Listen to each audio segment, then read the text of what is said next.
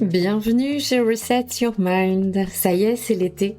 Et je crois que cette année n'a jamais été aussi éprouvante. Ralentir devient la prio pour beaucoup d'entre nous. Sur un transat ou derrière son écran, je crois que c'est le mot que j'ai le plus entendu ces dernières semaines. Envie de ralentir, de reprendre son souffle, de sentir ce moment où le matin, le soleil chauffe un peu plus tôt sur la peau et où l'on se dit « Allez, cette année, je me pose ».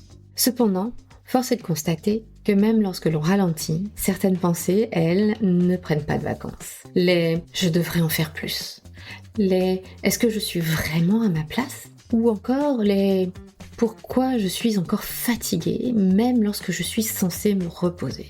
Et tu sais quoi ? Si tu ressens ça, ce n'est pas parce que tu es faible, non. Ce n'est pas parce que tu n'es pas faite non plus pour ce rôle, non plus. C'est parce que tu es déjà un ou une warrior. Oui, tu l'es déjà. Tu l'as juste oublié, étouffé sous le quotidien, les responsabilités et les injonctions contradictoires de notre société. Parce que oui, tu sais porter des équipes. Oui, tu sais avancer, même lorsque c'est flou. Et oui, tu sais tenir quand tout le monde se repose sur toi. Mais être une warrior, cela veut pas dire tout porter, tout le temps, sans jamais craquer.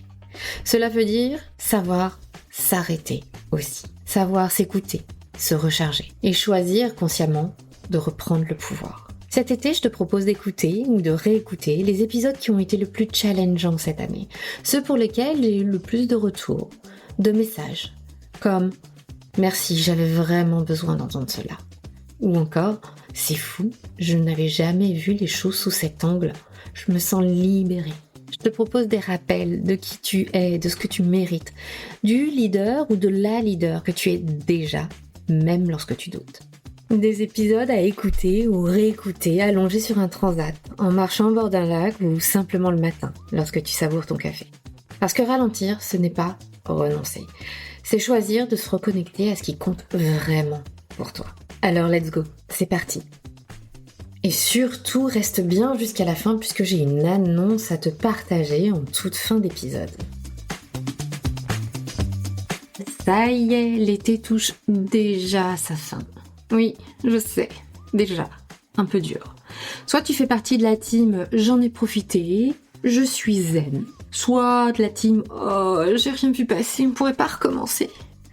Ou peut-être même de celle qui n'est pas encore partie et qui se réjouit secrètement de fuir ce mois de septembre et le retour de tout le monde. En tout cas, si tu es comme moi, la rentrée signifie depuis bien trop longtemps ce moment d'équilibre, ce moment suspendu au-dessus du vide, au-dessus du temps, que parfois on observe comme si le temps justement s'était arrêté et que tu étais spectateur ou spectatrice de ta propre vie. Tu sais, juste avant de sauter dans la piscine, de nouveau dans ce rush, de nouveau dans l'urgence, dans la course, de tout checker, de tout aligner pour une course poursuite jusqu'à la fin de l'année et aux vacances de Noël. Je sais, je ne suis pas la seule et pour beaucoup d'entre nous, la rentrée c'est ce moment où tout se rejoue, un scénario bien huilé qu'on essaye d'optimiser tous les ans pour en mettre encore plus. Le retour des agendas saturés, les réunions qui s'enchaînent avant même d'avoir pris le premier café du matin, les notifications qui recommencent à bombarder ton téléphone dès 6h du mat, les emails « t'aurais pas 5 minutes ?» qui n'en font jamais moins de 25, et les to-do qui s'allongent bien plus vite que l'on coche les cases. Et dans ta tête, souvent, ces petites phrases en boucle. Comment je vais faire pour tenir jusqu'à la fin de l'année ? J'ai même pas eu le temps de décompresser. J'ai pas vu l'été passer. Je vais tenir combien de temps avant d'être à nouveau épuisée, lessivée. Je n'ai pas envie de repartir dans ce rythme, mais j'ai pas le choix. Il faut que je tienne. Je suis sûre que ces phrases résonnent en toi. Avec cette désagréable impression d'avoir grillé ton capital vacances en 3 jours de retour au bureau. Ce sentiment de culpabilité qui murmure aussi. T'as eu des vacances, hein ? Alors maintenant, tu dois carburer. Allez, hop, hop, hop. Il y a cette peur sourde aussi souvent qui s'invite parce que si tu lèves le pied, potentiellement, tout pourrait s'effondrer. Et pourtant, est-ce vraiment cela réussir à rentrer ? Est-ce vraiment cela performer ? Est-ce vraiment pour ça que tu te lèves chaque matin ? Alors je te jette pas la pierre, hein. Moi aussi je suis passée par là et j'y travaille encore à chaque occasion de rentrer. Je suis passée par là à croire que le stress de la rentrée est normal, est la normalité de tout un chacun.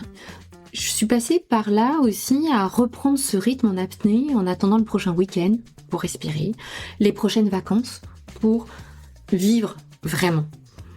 Et j'ai fini par décider de m'alléger cette période, de la repenser entièrement. Et cette année encore, je vais tester de nouvelles choses. Car non, ce mode de fonctionnement n'est pas une fatalité. Ce n'est pas la seule manière de faire. Et on n'a pas besoin d'attendre un burn-out, une crise ou un changement difficile pour reprendre le contrôle. Cette rentrée, elle peut aussi être la parfaite occasion de choisir d'expérimenter une autre manière de travailler, une autre manière d'avancer, de respirer. Elle peut être ton laboratoire de réinvention et pas une énième ligne droite jusqu'à l'épuisement. Elle peut devenir le moment où tu réalignes ton temps, ton énergie, tes priorités, sans sacrifier ni ta performance, ni ta joie de vivre, ton plaisir de vivre. Alors dans cet épisode, changeons notre manière d'aborder la rentrée. Sortons du mode survie, reprenons le lead, chacune à notre façon, sur ce tyran d'agenda, sur ce tyran intérieur, pour construire un rythme qui nous permet d'avancer sans nous oublier. Parce que la performance, elle ne vaut rien si on est épuisé à la fin de la semaine. Parce que l'on n'a pas besoin de prouver toujours et encore que l'on est une warrior. Spoiler, nous le sommes déjà. Alors installe-toi confortablement et c'est parti. Et si cet épisode te plaît ou t'apporte une réflexion, un questionnement, n'hésite pas à me le partager sur ta plateforme d'écoute. J'adore lire vos réactions à chaud. Alors entrons dans le vif du sujet sans plus attendre. Après une période estivale où le rythme s'est ralenti, ce fameux break de l'été, communément partagé à travers tout l'Occident, pour la plupart d'entre vous, en tout cas, il y a quand même eu, même si vous n'êtes pas parti en congé, il y a eu moins de monde au bureau, moins de deadline, moins de monde sur la route ou en ville. Et le mois d'août, il est vrai qu'il a toujours ce petit rythme bien à lui, de douceur, de ralenti, de temps disponible. Pour celles qui sont et ceux qui sont partis en vacances, si les soucis, tracas, factures et autres joyeusetés sont restés derrière la porte, ils ne nous en attendent pas moins avec impatience, celle-ci à peine poussée à notre retour. Alors oui, les vacances sont finies. Le rythme se réaccélère sans toujours nous laisser un temps d'adaptation. Sans oublier qu'il arrive souvent qu'un petit sentiment de culpabilité s'invite à la table. Car pendant que l'on a profité de ce temps off, de ce repos, les choses n'ont pas avancé et qu'il va falloir réaccélérer et compenser. Alors on repart, tête baissée, dans l'urgence. L'urgence du moment, l'urgence des deadlines à respecter, des rentrées scolaires à préparer pour ceux qui ont des enfants. Et on retombe très vite dans nos vieilles habitudes qui nous ont si bien servi jusqu'à présent. Après tout, elles nous ont fait tenir, elles nous ont amenés là où nous en sommes. Alors pourquoi ne pas y retourner? Et c'est ainsi que l'on repart en apnée jusqu'au prochain week-end ou jusqu'aux prochaines vacances. Seulement, ça signifie aussi de repartir vers une charge mentale toujours plus grande, subie, et un profond sentiment d'épuisement quelques jours à peine après être rentré. Vous savez, la fameuse impression que j'évoquais tout à l'heure d'avoir brûlé son capital vacances en à peine quelques jours.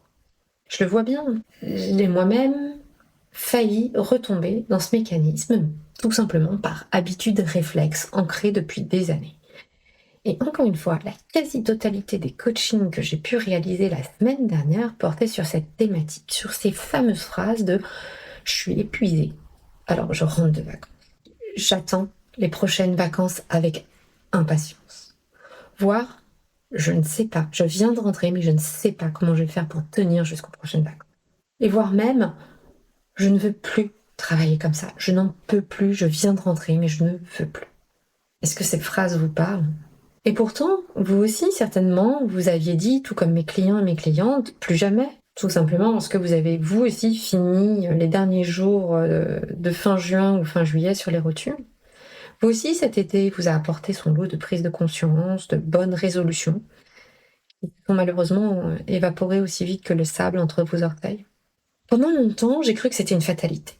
Année après année, je tenais quelques jours, quelques semaines, puis je retombais dans mes habitudes de courir perpétuellement après le temps. Attendre le prochain week-end pour me reposer, les prochaines vacances, tout comme vous. Chacune de ces petites échéances m'apportant ma dose d'oxygène minimum nécessaire pour tenir jusqu'à la prochaine, jusqu'à la suivante. Et ainsi, Noël arrivait. Puis j'enchaînais avec Pâques. On se retrouvait à l'été, de nouveau. Une année de plus, que je ne voyais pas passer. Avec cette sensation désagréable, un peu amère, d'une année supplémentaire au compteur, sans en avoir réellement profité. C'est alors qu'on commence à se poser quelques questions sur le bon sens de tout cela. Est-ce que le jeu en vaut vraiment la chandelle? Pourquoi est-ce que l'on s'impose ce rythme? Pourquoi est-ce que l'on impose ce rythme à nos proches, à nos enfants?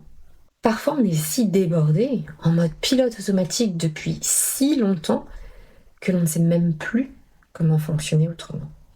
On ne s'en rend même plus compte de la non-normalité de cette situation.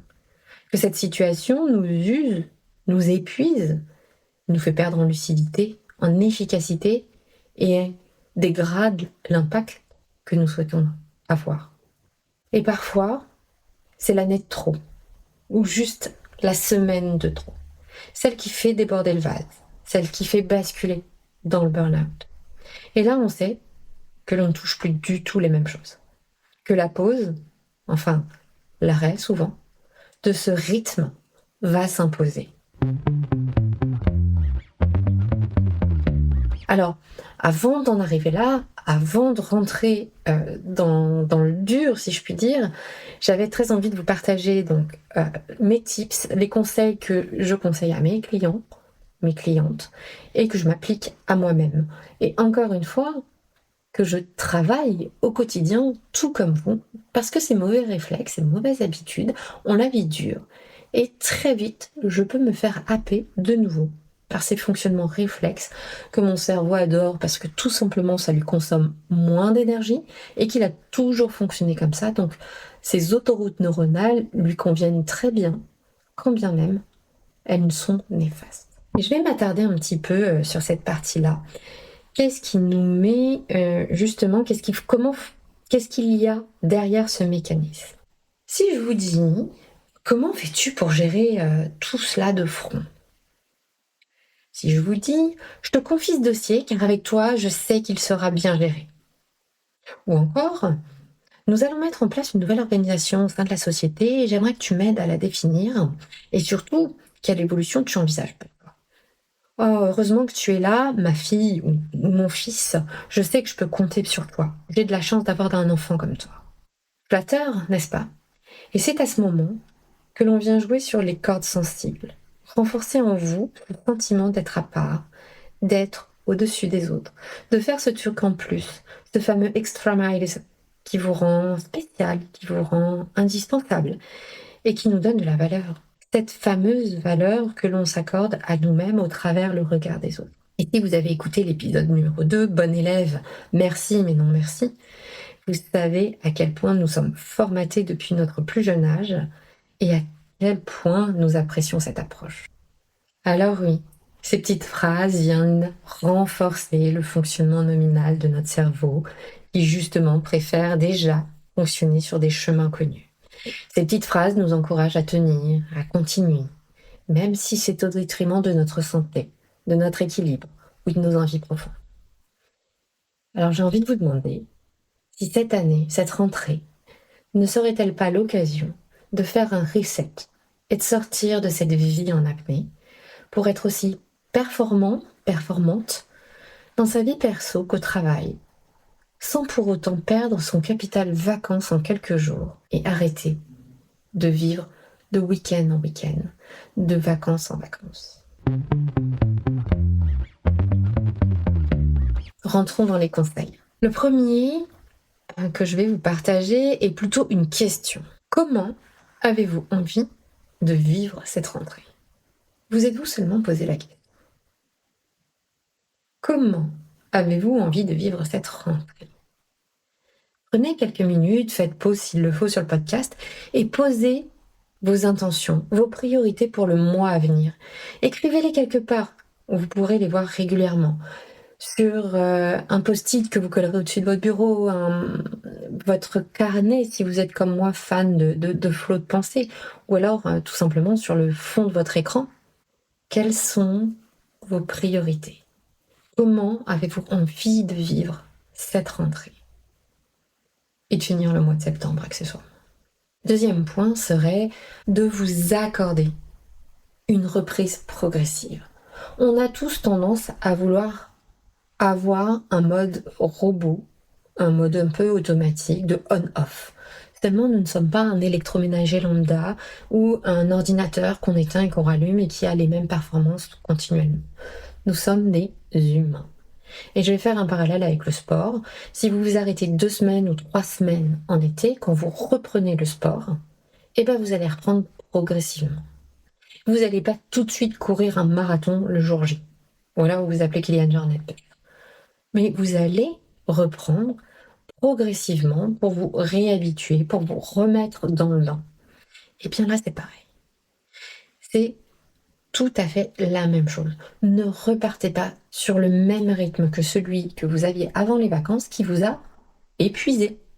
Mon troisième tip, ça serait aussi de lâcher prise, d'accepter l'incertitude des prochaines semaines et du prochain mois, car on sait que ce mois de septembre est extrêmement intense et bouge dans tous les sens, et qu'il va falloir s'adapter dans tous les sens.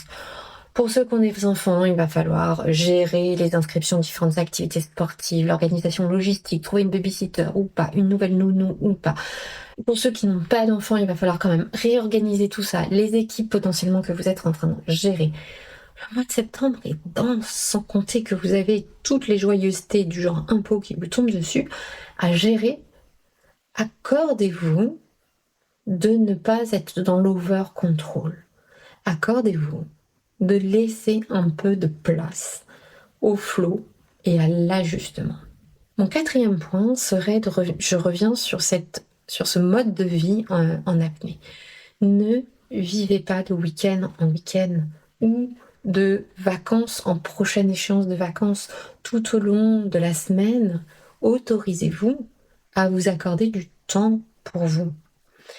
Autorisez-vous à tous les jours à vous accorder quelques minutes. On a 3 typologies de temps que l'on oublie un petit peu. Il y a le temps, travail, qui est souvent incompressible à travers des horaires que vous pouvez peut-être alléger pour cette reprise ou pas. Il y a ce temps au travail. Il y a ensuite ce temps familial, le fameux temps que vous êtes en train de négocier à longueur de temps, soit avec chéri, soit avec les enfants, soit avec les proches, les ascendants aussi, si vous vous occupez de vos parents ou de membres de votre famille. Et puis il y a le temps perso, le temps à vous. Je suis sûre que celui-là, vous l'avez pas dans votre scope. Je suis sûre que celui-là, il passe toujours aux oubliettes. Et bien en fait, pour avoir un équilibre et pour avoir cette énergie, cette lucidité qui vous permet d'être aussi performant au travail, d'avoir une vie alignée et non pas juste épuisante, ne pas juste être une machine de guerre, eh bien vous avez besoin de ces 3 composantes. Prenez le temps de vous couper de ces sursollicitations du travail et de ces négociations perpétuelles, permanentes avec votre environnement personnel sur votre plan personnel. Accordez-vous ces moments de break régulièrement et pas juste le prochain week-end entre amis dans un mois et demi. Ça, c'est pas suffisant. Parce qu'au quotidien, tous les jours, vous êtes sursollicité au travail.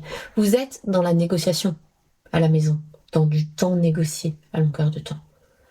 Même chose, si vous êtes dans ce schéma-là tous les jours, il est nécessaire, voire indispensable, de vous accorder ce temps pour vous. Mon dernier point, ça sera de repenser votre relation au temps et de reprendre les rênes de votre temps. Arrêtez de subir des agendas sur lesquels vous n'avez pas de prise, où on vient vous insérer des réunions, même de 10 ou 15 minutes entre 2 moments où vous aviez prévu de faire une pause. Arrêtez de laisser votre temps à disposition des autres. Reprendre la main et repenser sa relation au temps, c'est ça aussi. Et c'est pour ça que je vous demandais de poser vos intentions en tout premier point. Poser vos intentions vous permettra de prioriser.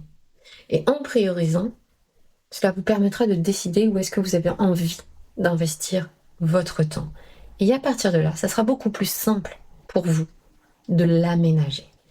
Je sais que beaucoup d'entre nous sont dans le people pleasing très fréquemment, donc de dire oui aux autres alors qu'on aimerait juste dire non et s'accorder une soirée de repos par exemple, ou de dire non à un dossier parce qu'on est déjà surchargé. Eh bien ça passe par là. Tout ce travail de reprendre les rênes sur votre temps vous permettra de reprendre la main et d'investir ce temps à votre service et non plus de le subir.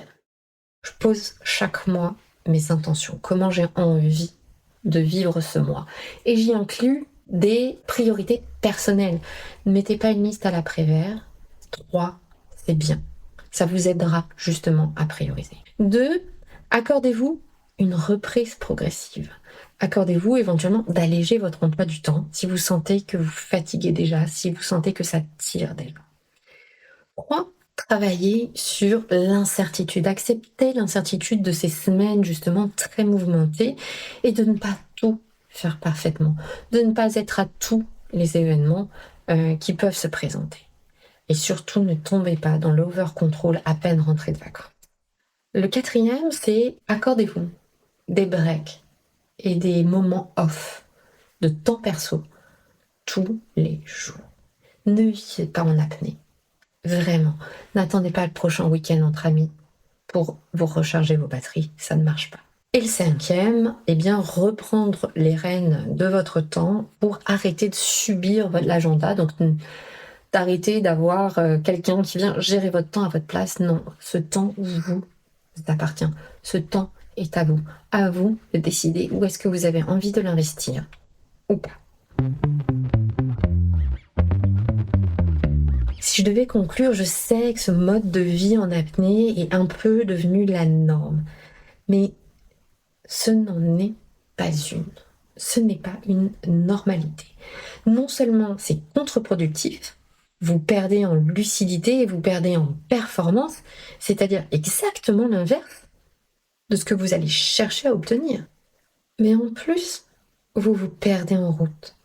Vous perdez ce qui vous fait vibrer, votre pourquoi, et ce qui vous motive au quotidien, ce qui vous rend vraiment heureuse, heureux, ce qui vous redonne de l'énergie.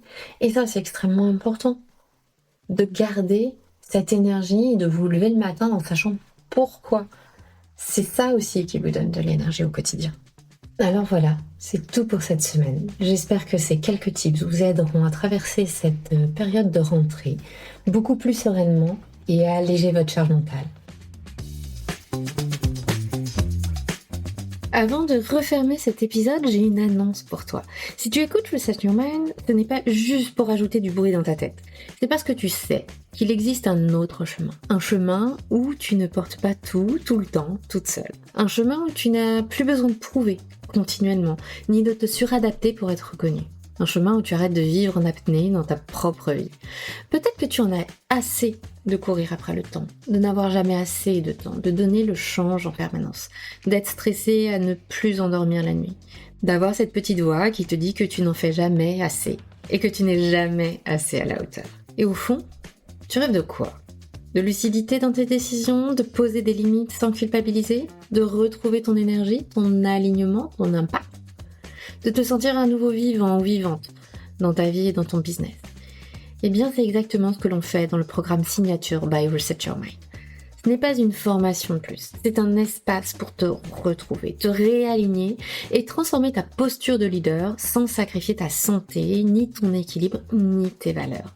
Du coaching de groupe et du coaching en individuel soutenu par un groupe et du contenu vidéo exclusif et intense pour vivre une véritable transformation. Le prochain groupe démarrera le 4 octobre et les candidatures sont ouvertes. Si tu sens que c'est le bon moment pour toi, que c'est maintenant que tu veux changer pour préparer cette fin d'année et démarrer l'année 2026 autrement, plus aligné, plus en puissance. Le lien est dans les commentaires. je t'invite à jeter un œil sans pression. Et si cela t'appelle, discutons-en. Tu peux prendre rendez-vous pour que je puisse répondre à toutes tes questions. Parce que oui, tu n'as pas été faite pour survivre au quotidien. Tu n'as pas été fait non plus pour la vivre en surface. Tu as été fait ou faite pour la vivre pleinement, à ta manière. Les places sont limitées, tu t'en doutes, car je choisis volontairement de travailler en petit comité. Mon objectif est que tu avances vraiment. Alors n'hésite pas, contacte-moi et discutons-en pour s'assurer que ça correspond à tes besoins. Merci 1000 fois d'avoir écouté cet épisode, j'espère qu'il vous a plu. Si vous avez 5 minutes, prenez-les pour noter ou commenter cet épisode. Grâce à vos avis, Reset Your Mind commence à être connu. Et j'avoue que j'ai très envie de voir jusqu'où nous pouvons aller ensemble. À très vite!